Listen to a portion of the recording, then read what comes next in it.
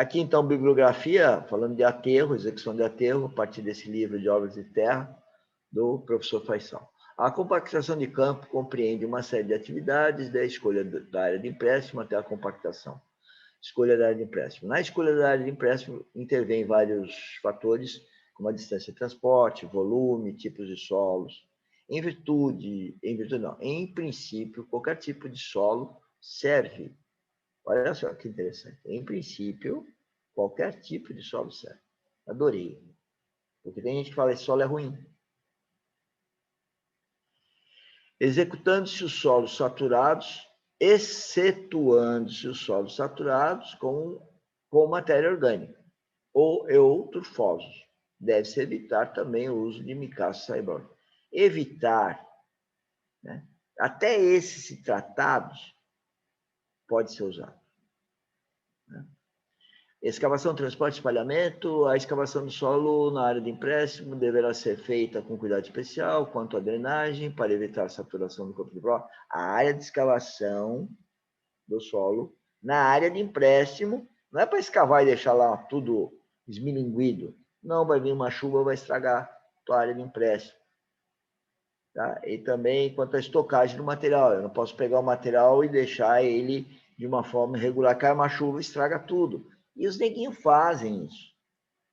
Na superfície aflora uma camada de solo orgânico de pequena espessura que pode ser estocado e relocado.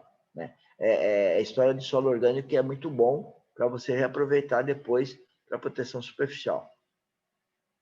Acerto de umidade e homogeneização por irrigação ou aeração. Irrigação é caminhão-pipa e a aeração é o trator de esteira. É feito o acerto da umidade em função das especificações de compactação, isto é, do desvio de umidade e da relação à ótima, pré-fixado pelo projetista. Para ele saber isso, ele tem que fazer sondagem, coleta de amostras, ensaio de laboratório. Procede-se também a homogeneização para distribuir bem a umidade, o número de passadas do equipamento. Compactação propriamente dita. Segue a compactação propriamente dita com equipamentos e parâmetros adequados ao tipo de solo, conforme a tabela 6.2. Essa tabela 6.2 vai dizer, então, tipo, se é rolo, pé de carneiro, para que ele é melhor. Aí vem aquela história da espessura que eu sempre falo, 20 a 25 centímetros, uma ideia do número de passadas, velocidade e a carga, então, do rolo. Para reaterro de pequenas valas, usam soquetes manuais, sapos, e vem a tabela 6.2, que vai dizer alguma coisa sobre esses tais aí.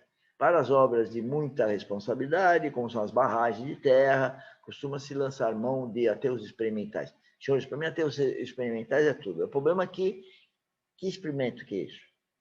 Né? Eu posso ter um experimento muito simples, eu posso ter um experimento muito complicado, depende da necessidade, mas tem que começar a obra se experimentando para ajustar a empreiteira, tipo de solo, as intempéries, a época do ano, as pessoas envolvidas, as empresas, né? Os vários equipamentos, até a qualidade ou manutenção desses equipamentos. Pode-se, por exemplo, obter as curvas de peso específico seco em função do número de passadas, que é o que o Milton Vargas fez em 1951, né? Para então extrair amostras e verificar em laboratório. A heterogeneidade do solo compactado são frequentemente causadas pelos equipamentos de transporte pesados, como os motoscrapers e os caminhões de bota fora, caminhões fora de estrada, que podem produzir borrachudo. Então, ele quer dizer se passar com o equipamento em cima de um aterro que está sendo controlado, está sendo feito, isso pode vir a trazer problema. Evitam-se esses transtornos, cuidando-se da umidade e da pressão dos pneus ou patas do equipamento de compactação, que precisa ser maior do que aquela imprimida pelo equipamento de transporte. Aí, a sequência executiva, e eu estou mostrando aqui isso desencontrado, porque, de repente, vocês podem não entender que não tem controle disso. Tem, né? Nós temos que ter esse cuidado de controlar cada camada, não só na planta, mas como na altura e no desencontro de uma com outra. Essas camadas não necessariamente são feitas ao longo de toda horizontal, depende do caso. Essa figurinha já passou, é o cuidado do encaixe aqui em degrau com talude remanescente e a história da sobrelargura. A sobrelargura pode ser tratada com escavadeira hidráulica, que elas têm algumas alturas de lança de 6, 7 metros, e tem outras com o dobro disso, né? Então, por isso que nós devemos posicionar a berma, para quando chegar na berma conseguir limpar todo o trecho, né? E pode ser manual, né? A primeira obra que eu fiz, ainda no início da Dynamis, né, da nossa empresa, a escavação, a limpeza foi manual. Eu depois vou mostrar fotos.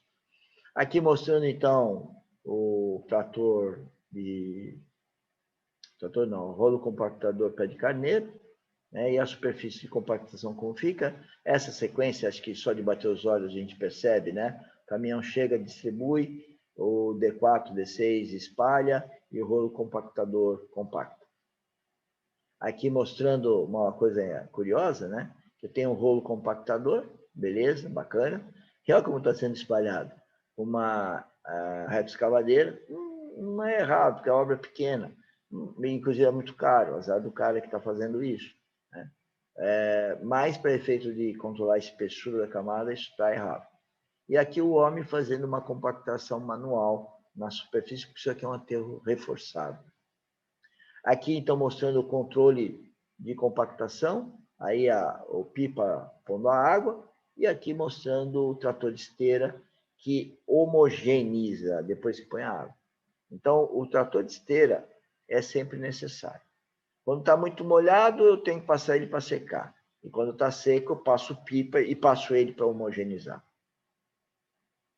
Aqui mostrando aquela mesma obra, numa fase até anterior àquela, falando do controle geométrico, antes e depois da passagem do pé de carneiro, controlar as espessuras, drenagem provisória sempre, toda obra, marcação da obra, sempre, toda obra, e a manutenção dessa marcação. Essa é a obra que eu estou falando, foi a primeira que a gente fez e aprendemos, né? Porque foi uma obra, a primeira,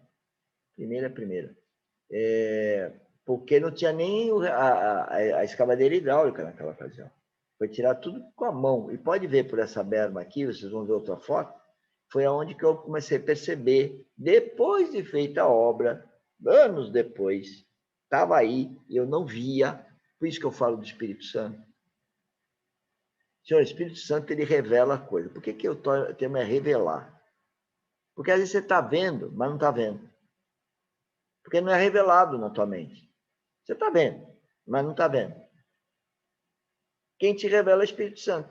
Por isso tem muita coisa que você não sabe ainda, mas podia saber, se o Espírito Santo te revelasse. Agora depende de você orar a Deus e ter o Espírito Santo. Nascer de novo em Cristo, você tem o Espírito Santo. Fala com Deus, dá tudo certo. Está escrito na Bíblia, e eu testemunho isso.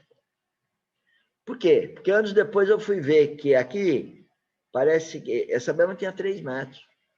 Olha até onde chegou o sol. Vocês vão ver uma outra foto. Que é essa aqui. Então, compara. Opa.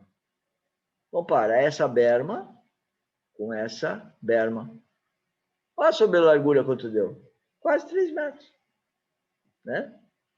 Então, aí está sendo removida como? O homem. Então, veja quanto o homem removeu. Olha para cá. E olha para cá. Por quê? Porque a gente queria ajudar dos homens. É muito mais caro. Não tinha essa escavadeira hidráulica que eu mostrei numa foto anterior. Não tinha essa naquela época. Né? Que bom, aprendemos, né? Aqui, então, o mesmo talude já com grama e com drenagem.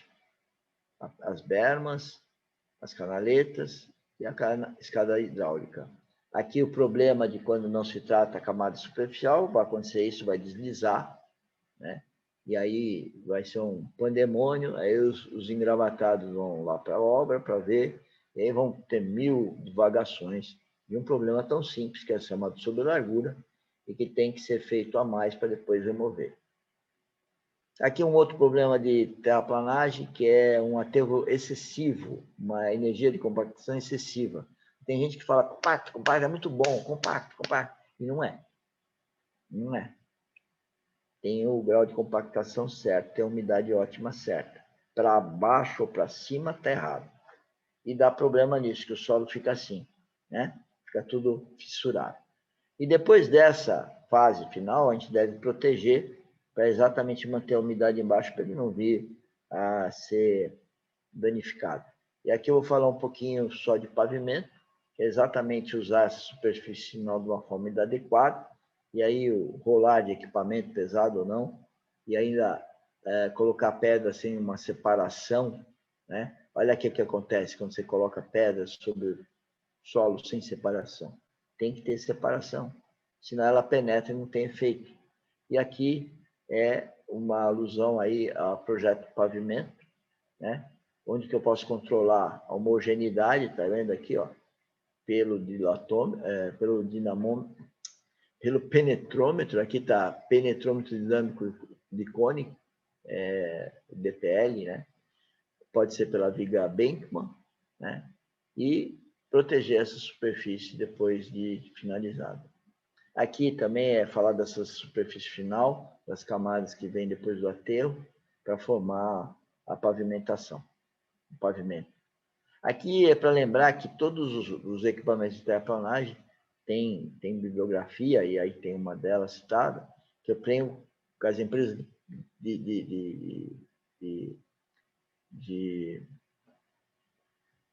terraplanagem, elas devem quantificar as operações, né? Quanto demora a produção, e por custo de máquina, custo de depreciação, custo do diesel, do operador, para saber fazer preço.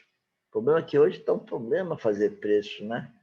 Eu estou há 1 ano já pedindo para fazer precificação e não consigo fazer que as pessoas entendam que a primeira coisa que um empreendedor faz é saber fazer preço, que é onde que ele sabe fazer preço para ele vender os produtos e empreender o seu negócio. Aí estamos falando desses tempos, né? De transporte, de escavação, transporte, descarga, que vai dar um ciclo de produção, e aí eu vou avaliar essas operações e quantificá-las. Falando de equipamentos.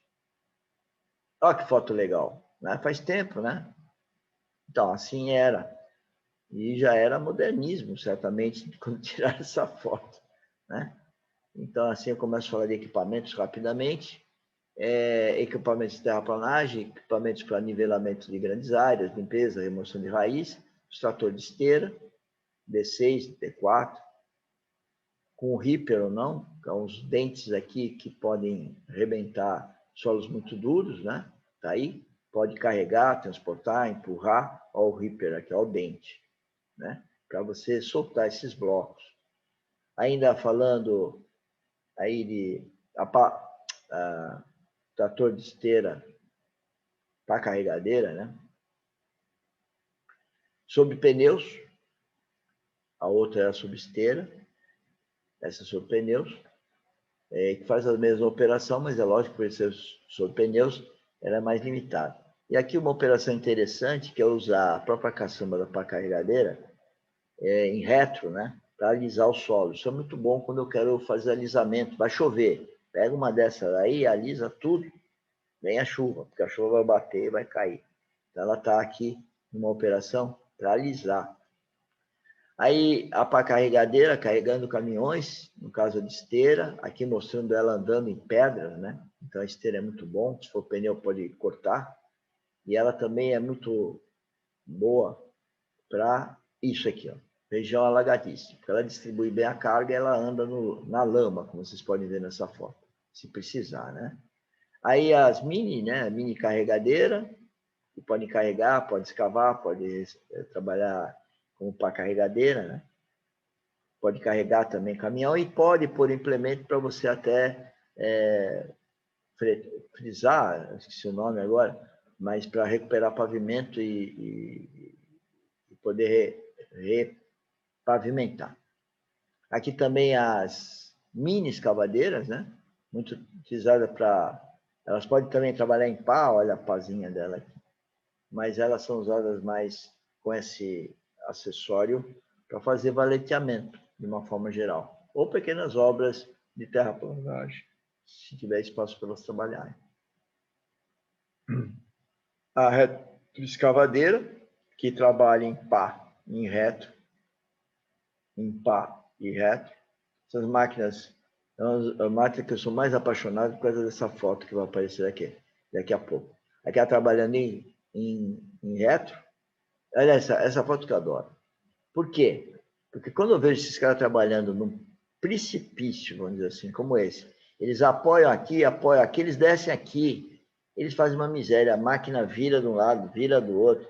Então, o que eu quero dizer com isso, que um bom operador com uma máquina como essa, que qualquer prefeitura tem, se bem orientado, faz obras muito interessantes e para áreas pequenas, bastante complexas do ponto de vista morfológico, né? Relevo. Aqui as escavadeiras hidráulicas, que não tinha naquela época daquela primeira obra nossa, trabalhando aí. Veja aqui, ó, ela mesmo abriu o caminho para ela. Né? O legal dessas máquinas é que elas pegam um talude qualquer, ela entra, ela começa a abrir o caminho, ela mesmo vai subindo o morro. Aqui carregando o caminhão, aqui ela em cima puxando o solo também. Aqui vocês podem ver pela foto que ela está tirando lama, né? Aqui ela está escavando em cima para carregar caminhão embaixo. Aqui também, ó, escavando em cima para pôr lá para o caminhão está lá embaixo. Aqui também você mostra ela tirando e colocando em caminhão. Aqui o caminhão está em cima, ela vira e põe no caminhão aqui do lado. Enfim, tem várias formas de falar. Ela pode tratar de taludes, acertar taludes, como vocês podem ver aí. Ela que tira aquela sobrelargura. Aqui ela em cima alimentando o caminhão. Idem, né? Aqui ela carregando pedras. E assim, chego na terceira parte, 45 minutos da primeira parte aí da nossa aula de hoje. Aqui o britador, um equipamento muito interessante. Também britador móvel, né? Então, você vai numa obra onde você tem rocha, então você pode aproveitar esse material para virar pavimento, enrocamento, né? Nessa obra aí, o camarada, quando descobriu a rocha, por um erro de projeto, ele ficou bravo, né? Oh, erro, tal. Falei, poxa, mas espera aí, vê a vantagem, porque você tem pedra agora, e pedra custa caro. Aí o cara chamou essa máquina aqui, que é o britador móvel, e viu, apareceu pedra na obra de graça, modo de dizer.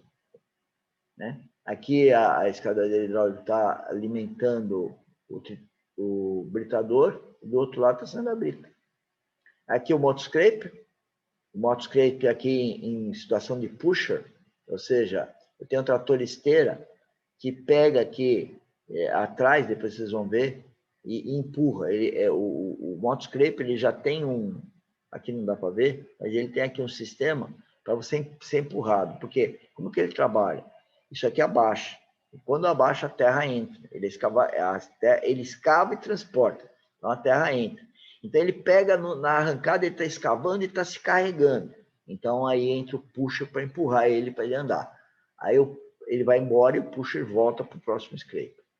E o scraper, então, veja esse scraper aqui, ó, caindo terra aqui porque ele está cheio de terra, né? Então aquela coisa só para empurrar. Aqui um monte de scraper movendo morros, né? Porque eles movem morros em poucos dias. Aqui também ele no sistema de push. Aqui uma ideia de quando usar uma máquina ou outra em função da distância que você precisa transportar. Aqui idem. Eu só vou passar mais batido, que isso é só informação para vocês saberem que tem, que depende da distância, eu uso uma máquina ou outra, é só depois consultar. A moto niveladora, para nivelamento de grandes áreas, ela é muito versátil com essa lâmina, vocês vão ver ela acertando talude, melhor já viram. Aí ela é muito usada para pavimentação, assim como terraplanagem de uma forma geral. Aqui essa foto vocês já viram, está aqui de novo, mostrando ela acertando talude. Aqui, acertando pavimentação, talude de novo, espalhando para fazer as camadas de base, subbase, reforço subleito, de pavimentação. Aqui também, nitidamente um trabalho de pavimentação, zona urbana. Aqui mostrando, então, o pipa. O pipa é usado para umedecer o solo, mas é usado também para irrigar a grama nos taludes. Aqui várias formas de ter o trator agrícola com grade de disco, tem vários tipos de grade, para secar quando o solo está muito úmido, ou para homogeneizar aquele solo que recebeu água para aumentar o teor de umidade. Então aqui os rolos, os tipos de rolo, né? Pneumático, liso, pneu, estático, vibratório, os tipos de pata e o liso, o pneumático. Aqui é uma tendência desses equipamentos de terraplanagem ficarem todos com sensores, né? E aqui que está mostrando exatamente o sensor para saber que carga que você está jogando no terreno. Tá? Então, no futuro, você vai conseguir exatamente medir a energia que você está jogando no aterro. E vai melhorar muito esse controle. Inclusive, isso daí vai ser jogado na internet, já está começando. As máquinas estão sendo pilotadas pela internet, né? Mas isso é pioneirismo hoje. Mas, enfim, toda a operação de aterro é para melhorar a resistência, diminuir a deformabilidade e diminuir a permeabilidade. Então, sempre quem tem essas operações de aterro, espalhamento, homogeneidade, fazendo a umidade ótima, o objetivo é sempre de ter o melhor solo, né? Durante a fase de obra, nós não podemos deixar a chuva pegarmos com a superfície toda irregular, como vocês podem ver aqui principalmente, porque senão vai dar problema. E aqui um rolo compactador bem moderno, aquele que só é legal pôr na foto para fazer gracinha, porque realmente isso é antigo pra caramba. O que é curioso aqui, né, é que isso é do pé de carneiro, porque literalmente isso daqui tem a ver com o pé do carneiro. E alguém observou o carneiro, como o carneiro compactava de tanto andar, ele compactava. E aí perceberam que a compactação era de baixo para cima. Então, quando o carneiro enfiava, ele enfiava tudo. Quando ele passava outras vezes, isso ia subindo. Tá? E esse foi o começo de tudo isso. E aí é bom entender que compactação por pé de carneiro é de baixo para cima. Por isso que a espessura é limitada. E por isso que essa dessa foto deve ter aí chutando pelo menos uns 25 centímetros. Interessante. Aqui, então, os pés de carneiro, o rolo liso, rolo liso, rolo liso. O rolo liso é para camadas de pavimento. O vibratório também é muito bom para material granular, mas pode ser usado para também solos finos. Aqui os manuais, tem vários, só até atualizar minhas fotos. E aqui nós chegamos à metade da nossa quarta aula e vou continuar aqui, deixar as perguntas para o final. Quantitativos. Então, qualquer projeto precisa ter quantitativos, né? Tem gente que faz projeto e acha que não precisa ser quantitativo. Então, não é projeto. Então, eu tenho que definir fator de conversão corte-aterro. Para isso, tem que fazer aqueles ensaios que eu vou comentar ainda. São 2 ensaios simples. Ensaio de compactação, para converter corte no aterro, como parece que eu já expliquei para vocês. Eu vou ter que saber o volume de corte, de aterro, e exatamente fazer o desenho de tal forma a definir uma cota onde que o corte e o aterro se compense. Eu não preciso nem me mandar para fora da obra, nem importar solos para poder fazer a obra. Aqui vai falar alguma coisa a mais sobre equilíbrio com área de empréstimo, excessos.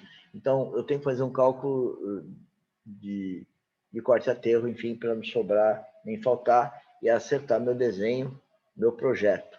E quantificar esses volumes. Isso vai depender da inclinação dos taludes, né? É isso.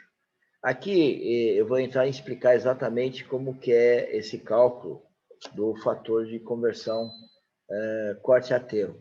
Então, vocês notem aí que nós temos um volume de corte, né? Um volume de aterro, e a pergunta que eu vou colocar é: isso é igual? Bom, perguntando assim, alguns já vão falar, não é igual, porque se ele perguntou, é porque não é. né? E eu falo, não é mesmo. E aí? O volume de corte é maior que o do aterro? Ou o volume do aterro é maior que o de corte? Se eu cortar um aqui, né, desculpa, cortar um aqui, eu vou aterrar menos ou mais? A sociedade bitolou, falava 2 números. Se eu cortar um, ela vai falar que ela vai fazer um aterro de 0,8. Eu vou falar, não necessariamente. Pode ser menos ou mais. Tá? Mas e como se calcula isso? Como calcula o fator, a relação entre o volume de corte e o volume de aterro? É simples. E eu posso calcular isso no caminhão também. Mas, por enquanto, não vamos falar do caminhão. O fator de empolamento é no caminhão. Se eu cortar 1 metro cúbico no caminhão, a sociedade diz que tem 1,3. Se eu corto 1, vai dar 1,3 no caminhão. Tá? Eu vou dizer, não sei, pode ser. Mas dá para calcular. Como é que eu calculo tanto um fator como o outro? Primeiro, eu vou falar conversão, corte e aterro. Eu podia chamar conversão corte no caminhão, mas esse é denominado empolamento e tem sentido, porque ele sempre cresce. Sempre cresce. Do corte. O caminhão vai sempre crescer, vai sempre empolar. Agora, do corte para o aterro, não vai sempre empolar. E, na verdade, vai sempre, a maioria das vezes, vai diminuir. Por quê? Porque, ao calcular o volume no corte, ele tem um peso específico. Quando está no transporte, no caminhão, ele também tem um peso específico, né, e tem um volume lá no caminhão. E se ele estiver no aterro, eu tenho volume do aterro e um peso específico. Então, eu estou só pegando as variáveis, volume e peso específico, volume e peso específico, volume e peso específico. E aí eu falo, bom, se eu tiver uma referência, que é o corte, e vou passar pelo caminhão, que por enquanto eu não vou pensar nele, e vou saber quanto que eu faço com esse corte, o aterro, eu vou pensar assim, peso específico seco, o que é? Peso específico é o peso dos grãos, dividido pelo volume total. Muito bom, esse é um índice físico. Aí eu calculo esse índice físico, peso seco do corte, que é só pegar uma amostra do corte e levar para o laboratório, já deu o peso específico, a umidade eu sei o peso específico do corte. Faço a mesma coisa no aterro, só que no aterro eu vou fazer a compactação. Por quê? Porque eu preciso ter a compactação. Em princípio, eu não tenho aterro. Eu vou fazer o aterro. Então, eu vou pegar a amostra deformada, vou compactar no laboratório, vou determinar o peso específico que eu vou fazer o aterro. Muito bom. Se eu tenho os dois, tem uma congruência deles a partir dessa sentença. Admitindo-se que a quantidade de grãos é a mesma no corte-aterro, se eu peguei 100 grãos aqui, vai ter 100 grãos aqui. O que muda é o volume entre os grãos, mas são 100 grãos. 100 grãos é para dizer que é o mesmo peso seco. Então eu comparo, falo que esse é igual a esse. E se esse é igual a esse, aí saiu a fórmula, cara. Eu vou passar numa correria. Por quê? Porque está feito, está explicado. Só pegar o peso específico natural, umidade aqui, fazer o ensaio de próprio normal aqui, acabou. No caminhão é assim, você escava, você vai lá, escava, pega uma caçamba, pá, acabou. Aí você joga no chão e determina naquele que está no chão, como vai ficar no caminhão, determina lá o peso específico daquilo e a umidade. Você vai fazer o fator de conversão, que é o fator de empolamento do corte no caminhão. Se é 1,3, 1,3. Se é 1,4, 1,4. Se é 1,1, é 1,1. Agora, se as pessoas precisam chutar. Por quê? Por que o ser humano chuta? Porque ele banalizou-se. Quando eu banalizo o outro, eu me banalizo. O maior crime que o demônio faz na mente do ser humano é ele banalizar o próximo. E banalizar está ligado à desobediência. O que aconteceu lá no Éden, que ferrou todo ser humano, toda a raça humana, é desobediência a Deus, ao Criador. E nós continuamos desobedecendo a Deus. Todos os dias. E depois tem gente que acha que é santinha. Eu não sei onde que acham que é santinho. Vai conhecer melhor a Bíblia, você vai ver que não tem santinho nenhum na face da terra. O único que foi Cristo. Desculpa aí para esse lado, mas é bom, porque esse assunto aqui tem tudo a ver com demônio. Porque desde que eu me formei, que eu vejo, eu tinha até esquecido que eu sabia disso. E a sociedade está aí, quantos anos? Tenho 60 e cacetada, tinha 20 e cacetada, então, sei lá, perdi as contas. 50 anos. Que as pessoas estão fazendo umas coisas que não tem nada a ver. Quem paga isso é a sociedade. Vamos para frente. Aqui tem um vídeo no YouTube sobre esse assunto. Aqui, então, é a nossa avaliação. Aqui a planilha de quantitativos, que a gente está falando do item quantitativos. Já falei, estou agora entrando no item chamado critérios de medição e pagamento. Senhor, tudo tem que ter critério de medição e pagamento. Eu não posso contratar uma empresa se não tiver lá definido no contrato, na proposta, qual o critério de medição e pagamento. Como que a gente continua fazendo bobagem? Falar aterro, escavação. Quem é aterro? Quem é escavação? Como que se faz aterro? Como faz escavação? Como que eu quantifico isso? Como eu precifico isso? Então, o empreendedorismo geotécnico começa o seguinte, ó, precifica o seu trabalho. Ah, não sei. Ah, que ótimo, é isso que você tem que aprender, precificar. Vai fazer ensaio de laboratório? Aprenda a precificar. Vai fazer um corte? Aprenda a precificar. Vai fazer um aterro? Aprenda a precificar. Porque é a primeira coisa, tem que precificar, tem que pôr preço. A nossa sociedade, ela se movimenta por dinheiro. O problema não é o dinheiro, o problema é o ser humano, como ele usa o dinheiro.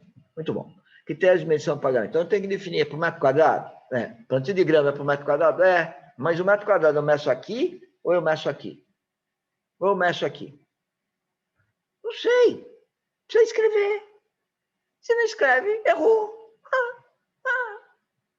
Não escreveu, errou. E as pessoas ficam, não, porque eu falei, porque eu não disse, porque eu não quero. Senhores, pelo amor de Deus, está escrito. Não, então errou. É a responsabilidade do projeto.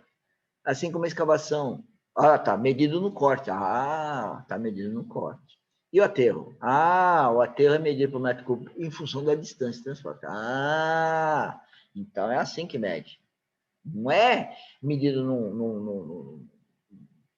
no caminhão. Os empreiteiros adoram medir no caminhão, porque os tolinhos dos engenheiros são tolinhos, eles não sabem fazer precificação. Eles não conseguem imaginar toda a fase que constitui o preço. Espalhamento, como que espalha? Você pode espalhar, espalhei. É assim. Compactação, proteção superficial, enfim, eu não vou entrar nos detalhes de cada uma, mas nós temos que saber precificar, senão a gente não sabe fazer o produto. Eu só sei precificar se eu sei fazer o produto. Então, como que eu vou empreender um produto? Quando eu vou empreender geotecnia, se eu não sei fazer o produto.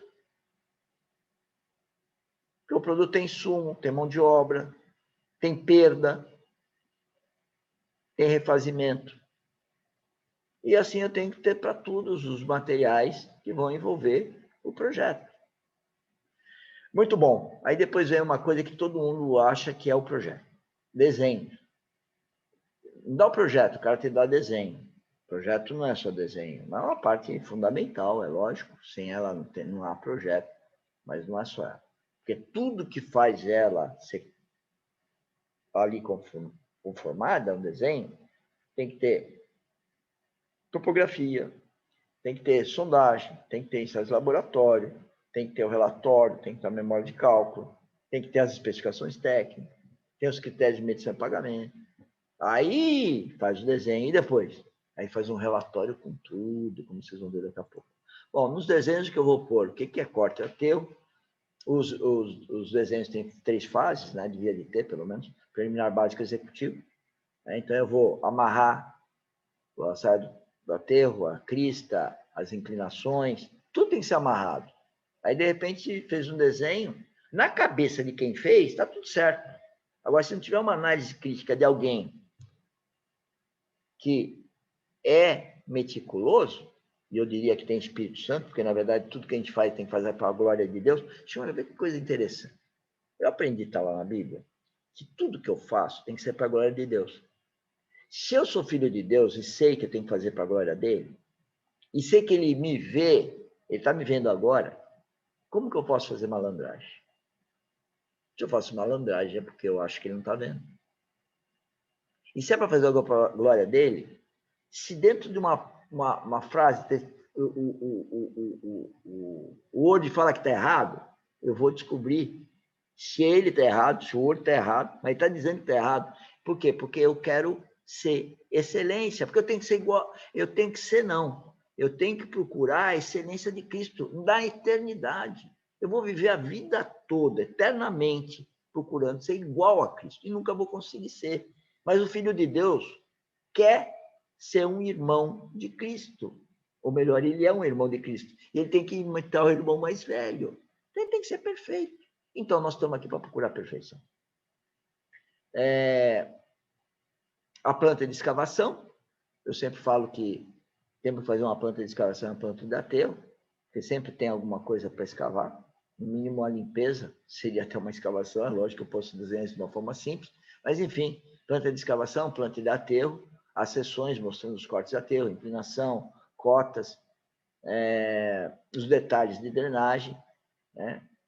Toda a drenagem detalhada, espessura, armação, e aí vem o relatório. O relatório tem que ter tudo aquilo que eu já falei há pouco, que eu vou só aplicar aqui para mostrar para vocês tudo que eu falei, finalizando, cheguei no relatório final. E aí eu faço uma apresentação do fluxo de atividades,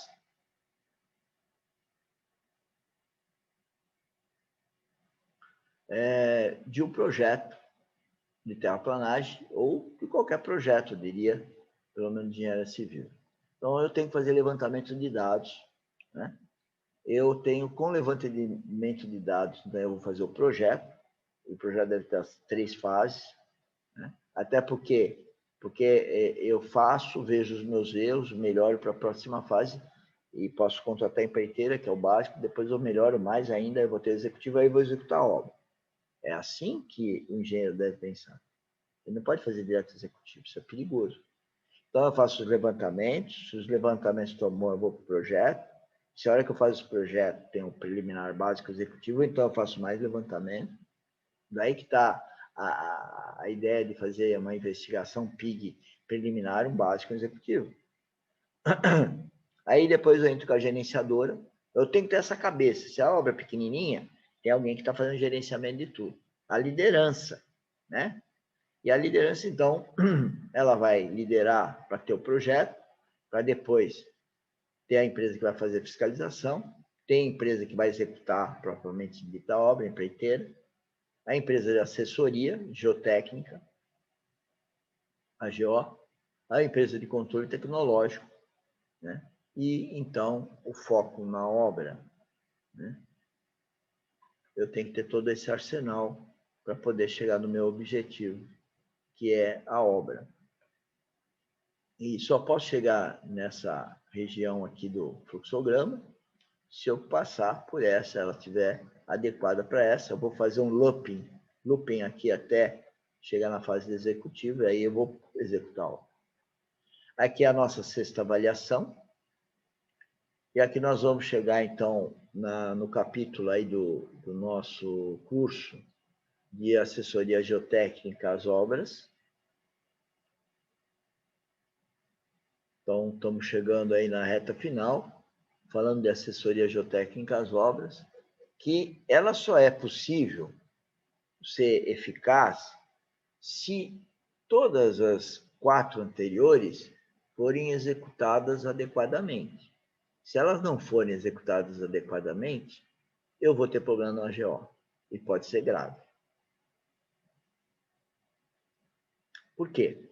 Porque fazer assessoria geotécnica obra, que é na obra, se eu não tiver uma boa avaliação aqui no começo dos problemas de geotecnia, e face aos problemas de geotecnia que eu conheça, eu fazer as investigações adequadas àqueles problemas, eu vou trazer um erro até na hora da obra. Deixa eu tentar dar um exemplo. Se eu não vejo que tem um problema de erosão regressiva, por exemplo, de uma água lá que pode sair num talude, e ao sair num talude, ela pode trazer um problema de erosão, chamado erosão regressiva. Eu não percebi isso, eu não vi esse problema geotécnico. Assim como o pessoal menos avisado poderia não ter visto um problema de recalque ou um problema de ruptura, mas eu não vi o problema. Aí, quando eu vou investigar, eu não vou investigar para este problema.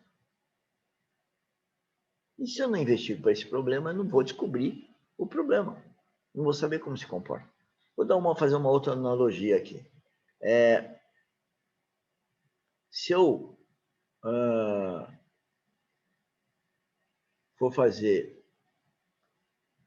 vou no médico, chego no médico, eu falo, né? E falo para o médico onde dói, ele vai fazer um diagnóstico voltado para aquele lugar. Mas faz de conta que eu não falo. Porque o terreno não fala. O médico tem lá um leque de centenas de problemas de médico de saúde. Como que ele vai pedir um exame para mim do ouvido se o meu problema é na unha do pé? Então, veja, não basta para o médico, é fácil. Porque, apesar de ter um leque enorme de problemas que ele conhece na escola, vão mostrar para ele, escola de medicina é só falar de problema. É tudo que dói, tudo que vai dar merda. Né? Então, isso, o médico tem problema aqui, ele só sabe de problema. Mas só que o ser humano chega e fala onde dói, e a hora que fala, então ele vai naquele lugar. Aí ele pode divagar com outros problemas colaterais, etc. E o geotécnico? A obra não fala onde dói. Daí que entra o Espírito Santo.